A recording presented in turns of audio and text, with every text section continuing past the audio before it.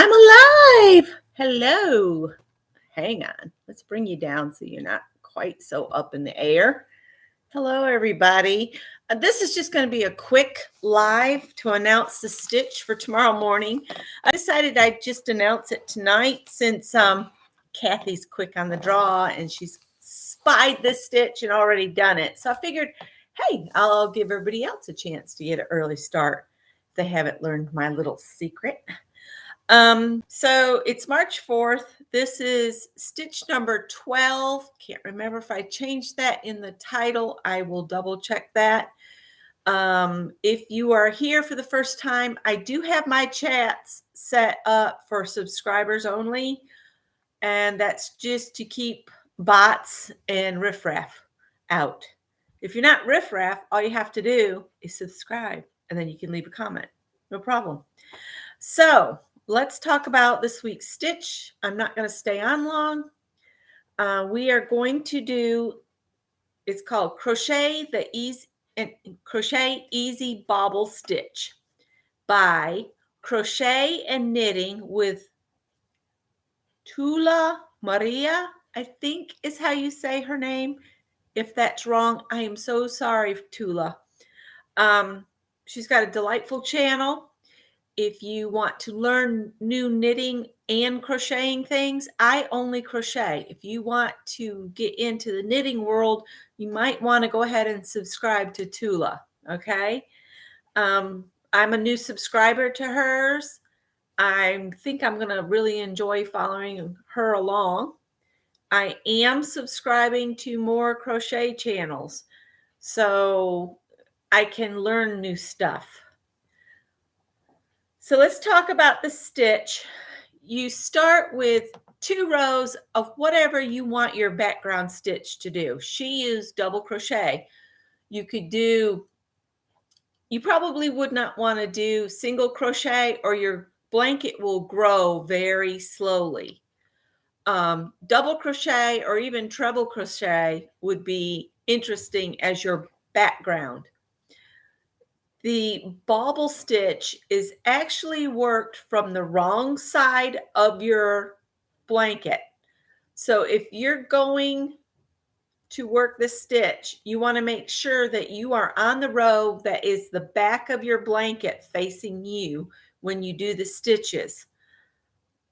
If you're doing the double crochet, you'll have a chain 2 and turn to do your double crochet rows.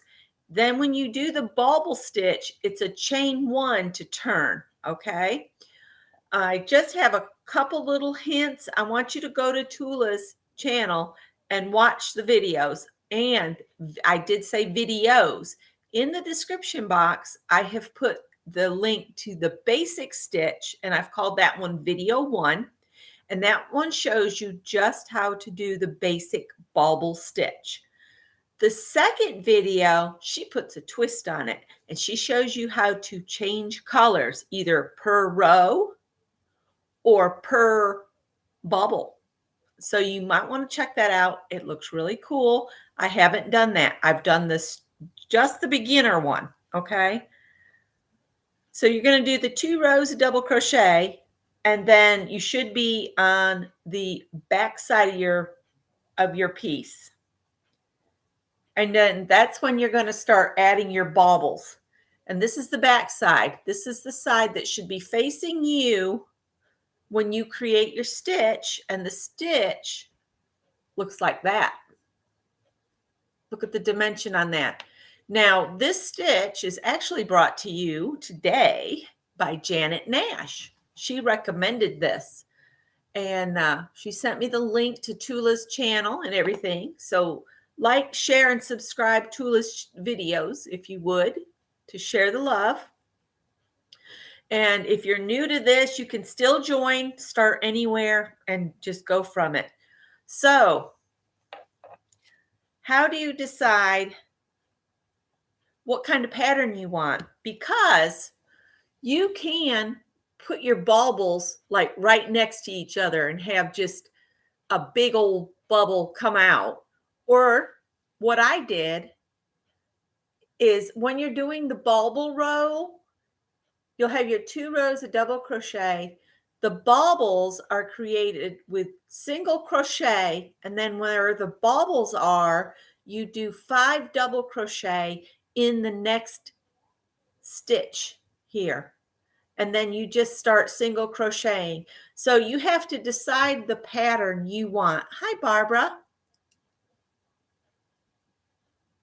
Yes, I will, Barbara. So what I did on the first row of my bauble here, I came in 6 single crochets. I did a bauble, then I skipped 6. On the next row of baubles, what I did is I came in 9 single crochets, did a bauble, then did 6 single crochets and another bauble. And then when I went to the third row of this, I came in 6, did a bauble, 6, did a bauble, and so on. So you can develop any sort of pattern by doing every other row, whatever pattern you came up with. So say you wanted to do 3 and then 6 and then 3 at the beginning, but then always keep 6 in between the rest of them. And by doing that, the baubles move because you're adding and subtracting at the beginning. Do you see what I'm saying? You add and subtract. And what I did is whatever you decide on here, say you said come in 4 and then do 4 in between, but then say you wanted to shift this bauble farther in from the edge. So I would do single crochet 8, put a bauble, and then do 4 on across. And that way you're shifting the bauble so you end up with a pattern sort of like this. Okay? I hope that made sense. And was there anything else? Yeah, the distance between the baubles is up to you. You decide how many you want in between them. It's a mathematical patterns. Think of how when a necklace is made, how they'll come up with a repeating pattern like 3 red, 1 blue, 2 yellow, 3 red, 1 blue, 2 yellow, and they just do that around until you have a whole. Math is nothing but patterns, you guys. So there we go. Yeah, if you want them spaced evenly, you're right, Barbara. If you want them spaced evenly, but I was just saying, whatever you do on your first row, that's what you're going to do on your third row. And then the row in between, you need to shift it like half of what you've already done. Does that again? So I did 6. No, yeah, 6 and then 9. So I added 3 here so I get these baubles to shift over. But I believe you're right. Do it in odd number spacing. But then I had 6 in between the baubles again once I got them in a distance. All right. So that's all I have for that stitch. And Barbara asked to see row 3. Let me just pull I don't want to lose stitches.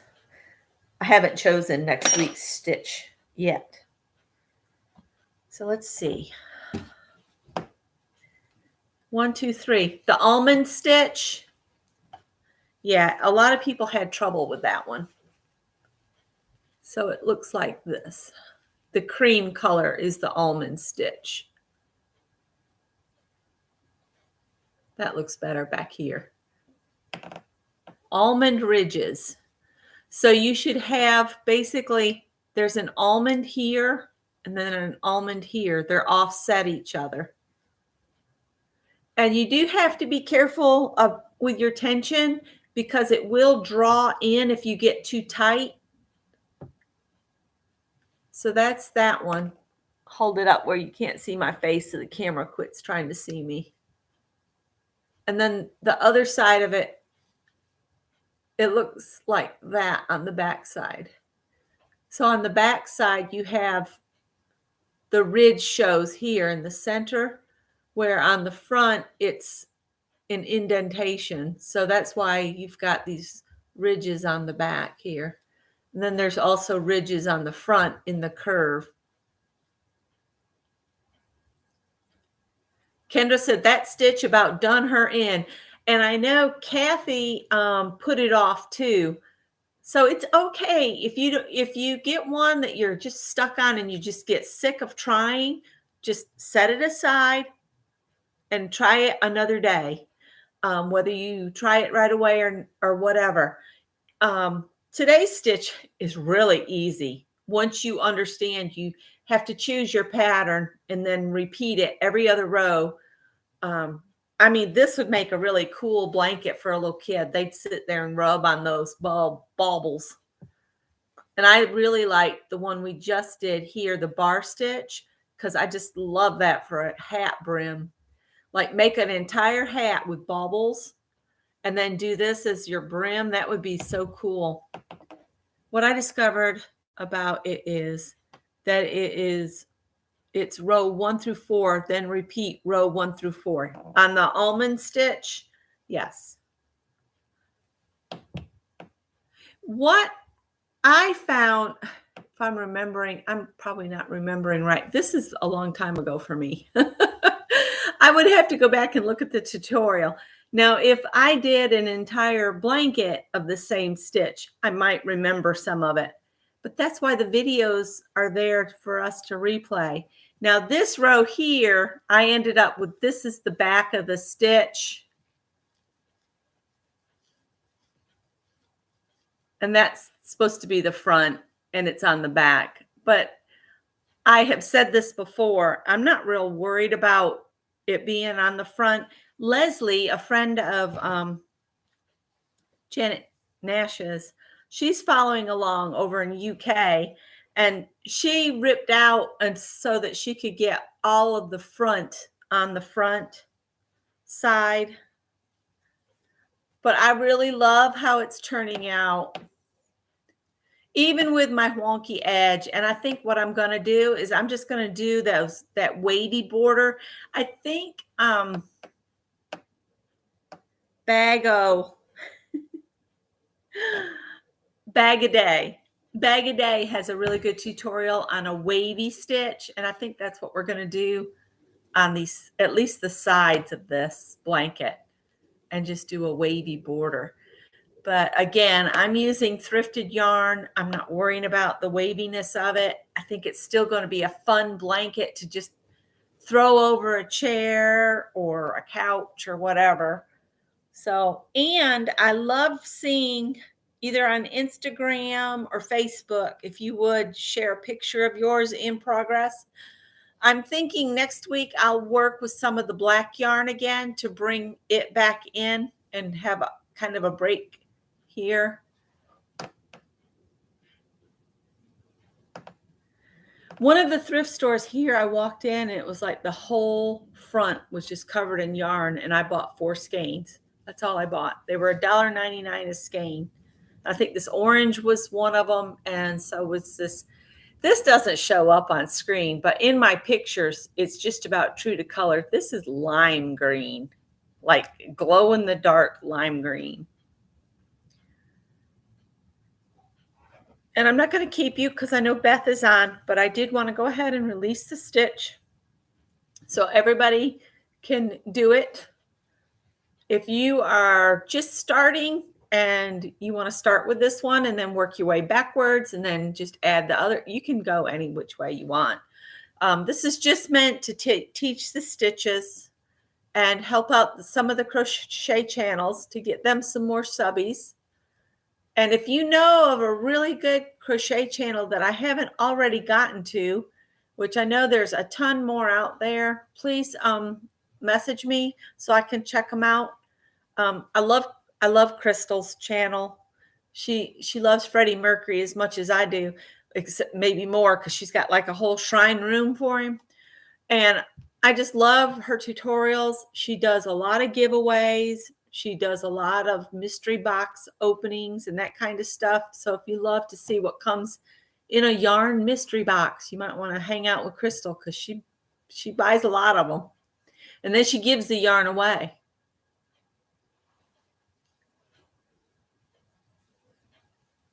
Kendra, I've used just about all my scrappy yarn, and now I'm into my good yarn. All